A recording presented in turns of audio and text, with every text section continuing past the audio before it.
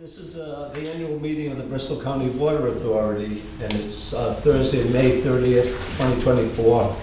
It's about 5 o'clock.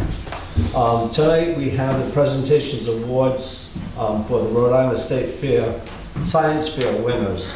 The Bristol County Water Authority has been participating in working with local schools in the science fair for many years, and we give out special awards to students that do projects that are related to drinking water and are from Bristol County. And that's what we have tonight. We have 4 winners this year, 2 in the senior division and 2 in the junior division. Unfortunately, one of the winners is going to be with us tonight. And there'll be 3 presentations tonight. As the first place junior division winner, a 2-member team is also unable to attend due to a school event this week. The first one presenting is Lucy O'Brien from Mount Hope High School, and she's going to talk about something that I'm going to have trouble pronouncing, so I'll let her say it. But what I'm really glad to see here tonight is young people participating in science. As an engineer, engineers rely on science. We take science that's been developed through experimentation and everything and put it to practical use on an everyday basis, like running a water treatment plant while putting pipes in the ground and so forth. So without science, that wouldn't be what we have in society today, both from a physical viewpoint and also from just the everyday operation of how we live our lives. Okay, so Lucy, the floor is yours. Thank you so much. All right, so it's kind of caving in a little bit, but that's okay. So hopefully most of you can see that at least. For my science fair project, I wanted to really focus on a huge issue nowadays, which is PFAS. So for those of you who might not know what PFAS is, these are so-called forever chemicals in our water supply. It's an acronym for per and polyfluoroalkyl substances. The problem with these are that they're really recalcitrant towards a lot of traditional water remediation techniques. So I really wanted to kind of dig deeper into a specific method of PFAS removal, which is pyrolysis or thermal decomposition, specifically by a process called ultrasonic cavitation. Ultrasonic cavitation occurs when a body of water is exposed to an ultrasonic wave, and microscopic gas cavities in this medium expand, oscillate, and then collapse really rapidly in a matter of microseconds. These are so-called microbubbles. And when these tiny bubbles collapse, they actually produce a lot of heat and pressure in the surrounding environment. And some studies have shown that these tiny bubbles can actually produce up to 5,000 degrees Kelvin. So enough, hypothetically, that would be able to break the carbon-fluorine bond of PFAS.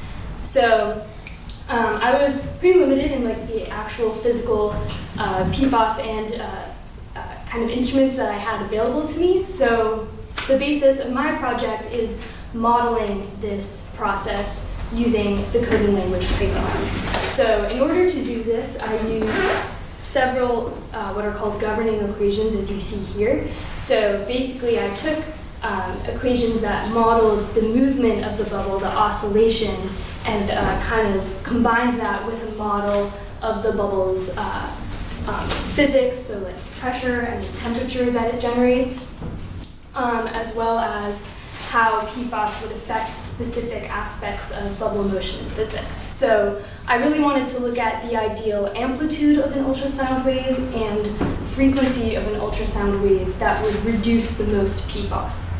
So to do this, I ran a series of 625 simulations on the computer with this model, and each simulation had a different combination of amplitude and frequency to kind of give a sense of which combination reduced the most PFAS. So some of my results are shown in the graphs that you can see here. So this contour graph depicts the concentration of PFAS after treatment. So the hotter tones correspond to a higher concentration of PFAS, and a cooler tone corresponds to a lower concentration of PFAS. So what I found was that PFAS pyrolysis was most effective with the greatest possible frequency of the ultrasound wave, which was 113 megahertz, as well as an amplitude between 175 to 500 kilopascals, which is this dark blue area that you can see, or perhaps not if you're very far away. I also tested different kinds of ultrasound waves, so like a sinusoidal pressure wave as opposed to a constant pressure wave. I did find that a sinusoidal pressure wave reduced the most PFAS. This is likely because it corresponded to much higher temperatures inside the bubble. So ultimately what I found was that these parameters corresponded to the highest degradation of PFAS in our water. And this is all not a physical study, so most of this was kind of backed by previous studies that others had done, so people kind of simulating these processes on the computer using coding. And so I hope in the future, if I have access to an actual ultrasound machine, of kind of being able to test this hypothesis in this model and seeing how it compares, as well as incorporating some additional physical elements, like instead of testing a single bubble in water, perhaps maybe a bubble cloud, maybe millions of bubbles, and kind of seeing how that would compare. So, yeah. If anybody has any questions or any clarification. Engineering staff. Very nice, excellent job. I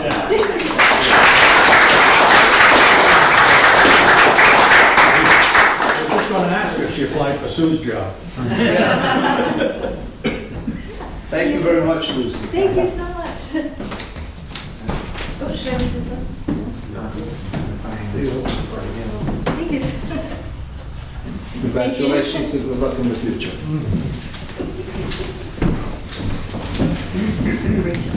Our second scientist is Alexandra Ford from Barrington High School, talking about the effects of fertilizers on Barrington water.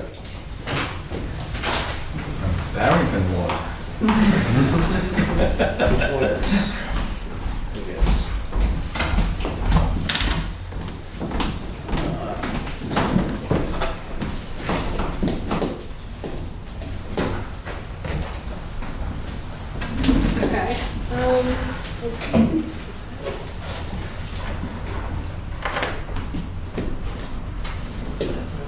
So yes, my project was analyzing the repercussions of using nitrogen-rich fertilizer on cyanobacteria concentrations, and then the impacts that these various blooms would cause on freshwater ecosystems. So a little bit of background about my project. I've noticed that in the area which I live, which is really close to a couple of different lakes and ponds, there have been problems with these freshwater ecosystems. And what I was really looking into was how we as people are causing these different changes and what those negative effects might be, especially around my community, and just seeing what those different problems were. So what I was able to pinpoint is there were a couple specific areas in which those problems were really occurring. And it was because of people using fertilizer on their lawns and golf courses and things that were in very close proximity to this water. So what I was able to realize is because people are using these fertilizers and they're in such close proximity to these bodies of water, rain and different weather conditions are causing all of the water to have this excess nitrogen, all these different compounds, and come into these bodies of water, and then cause these different problems and these blooms of cyanobacteria. So I developed my own experiment and really was questioning how these different levels of fertilizer are impacting the concentrations of cyanobacteria and seeing how those changes develop over time. So my hypothesis was that if these fertilizers increase concentrations of cyanobacteria, then the more fertilizers that we use, and therefore the more nitrogen that's being introduced into these bodies of water, the higher these concentrations of cyanobacteria will be.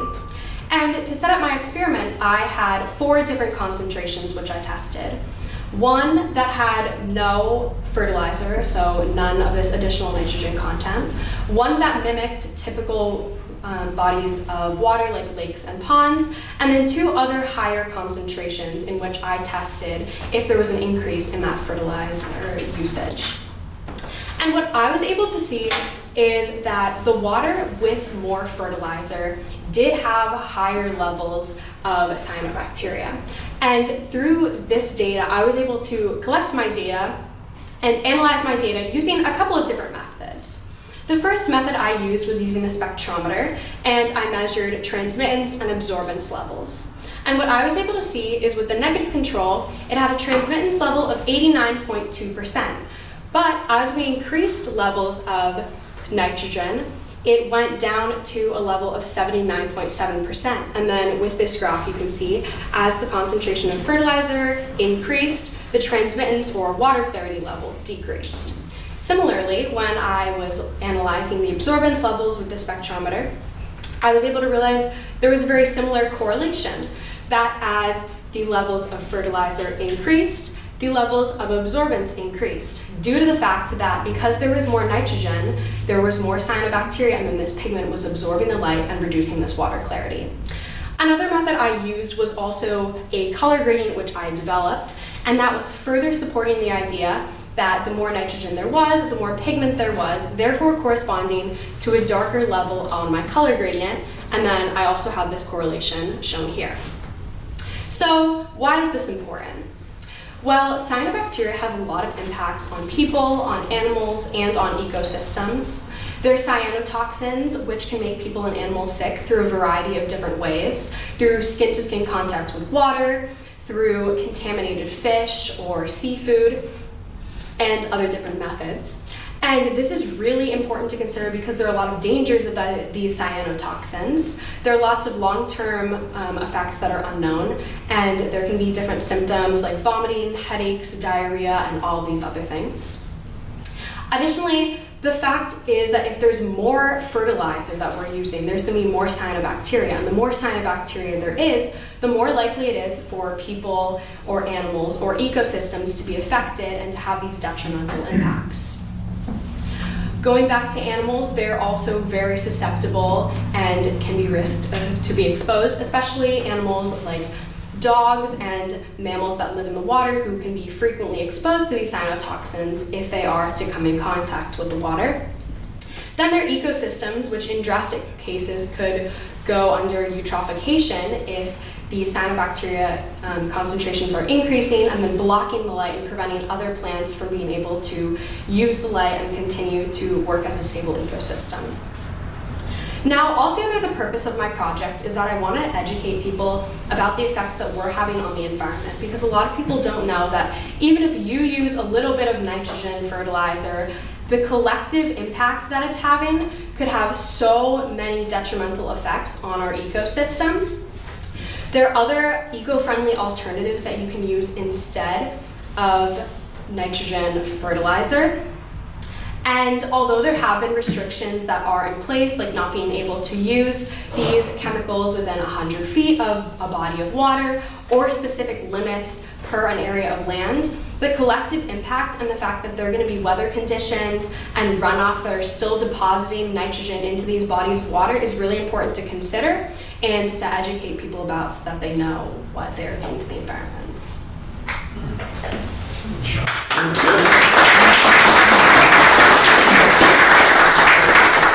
Any questions? I'm gonna bring the fertilizer in. I can be there, go. Just run some of the alternatives that you alluded to for the fertilizer. What did you find there? There are a couple that I did research. There are things like loamy dirt and manure, and there were a couple other alternatives, but those are definitely things that you can look into, and they don't have as much of an effect on the environment because they don't have all that excess nitrogen, which will then be carried away by these environmental conditions. Very good. Thank you very much. Thank you. Continued success. Thank you very much. I'll let you do that.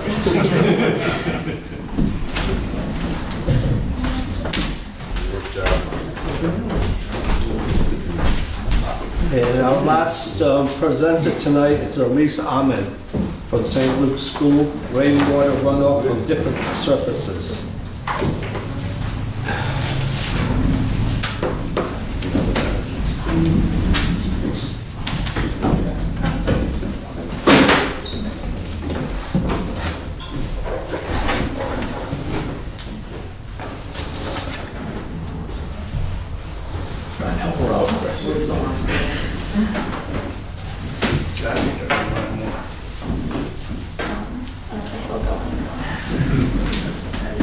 So my project is about rainwater runoff and how it affects our environment and the issues that it can cause. So rainwater runoff is when it rains, the water doesn't get absorbed into the surfaces that it runs off of or onto, and it can cause different problems like pollution in our drinking water or flooding in the area. Several problems that cause this runoff is when people develop or build new surfaces like parking lots or other things like that using concrete, and it prevents the water from absorbing into the soil or grass or other plants. And from running off the concrete, it can pick up different pollutants such as car oil or gas, and it can bring it into the ocean, or when it drains into the soil, it can become our drinking water, because about 50% of the United States drinking water is groundwater.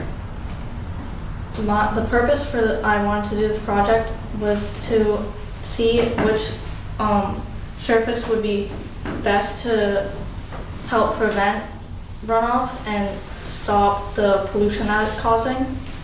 And I used 4 different surface models, the first one being concrete and the rest being soil, grass, and a rain garden model. The rain garden model, I hypothesized that the rain garden model would create the most groundwater and least amount of runoff pollution, and the concrete model would create the most runoff and most pollution. My hypothesis was proven correct, and I used food crumbling to represent pollution in the model and a watering can to represent the rain. And the groundwater from the rain garden was higher than the rest of the groundwater from the soil and grass. There was no groundwater from the concrete, obviously, and very little runoff from the rain garden.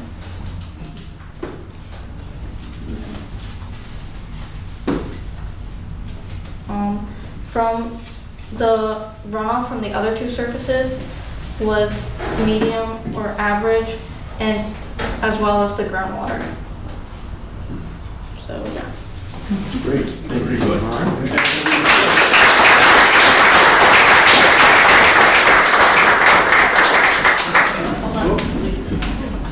Don't run away, Elise. Any questions of Elise? No? Thank you very much. Continued success to you.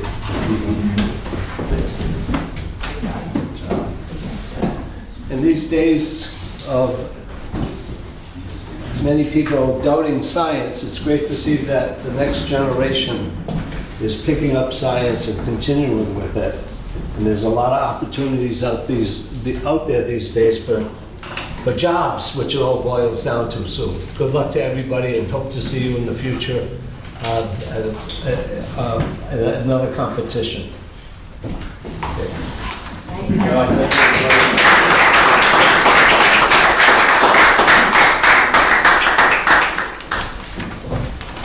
Okay, the next item on the agenda of our annual meeting is nominations and election of officers. And I'm going to turn this over to the director.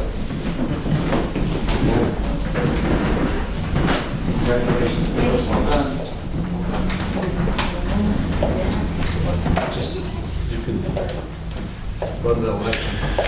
Okay. All right. So first is Nomination for chair. Mr. Director, I'd like to nominate Juan Maricel for another term as chairman of the Bristol County Water Authority. Second. We'll call when. Yeah, you're supposed to ask for any other nominations. Any other nominations? Mr. Chairman, I move nominations be closed. Second. Vote? Aye. Aye. Aye. Aye. Aye. Aye. Now we vote. Abstained. Congratulations, Juan. You got it, Juan. Okay, I'll thank you turn it very back over much. to you. Thank you very much for your continued support. I'm sure we're going to have another great year together. Next, we have elections for vice chair. Do we have a motion? Mr. Chairman, I Yes. move the nomination of Thomas Craig for vice chairman. Second? Second, are there any other nominations? Move that the nominations be closed. Second. Okay, all those in favor of Tom for vice chair, do it by voice vote. Start. Yes. Yes, aye. Aye. Aye. Aye. Aye, aye. Aye, aye, aye. Okay. The ayes are above the nose. And, nominations for treasurer secretary. Do you have any nominations for that? Move the name of Chris Stanley for Chris, treasurer we secretary. have a second. Any other nominations? Move nominations be closed. Second. Okay, all in favor of Chris Stanley for treasurer secretary position? Let's just raise our right hand. We have unanimous support for Chris. Congratulations to all. Next item on the agenda is designation of committees, appointment of members, and selection of committee chairs by the chairman. All of the committees, the finance, claims, personnel, no, not all the committees. Finance and claims, personnel, compensation committee, and policies and procedures committees will stay exactly the same with the membership that we have presently and with the chairs that we have presently at present. We now have a new properties committee, and I'm appointing, and I believe I talked to all three of you, appointing Richard Fournier, Robert Martin, and Richard Fournier, Stephen Gross, and Chris Stanley to that committee, with Steve Gross as the chair. Okay. And that brings us to adjournment to the regular meeting. So moved. So moved. Second. Second. All in favor? Aye. Meeting's adjourned. Joe? No.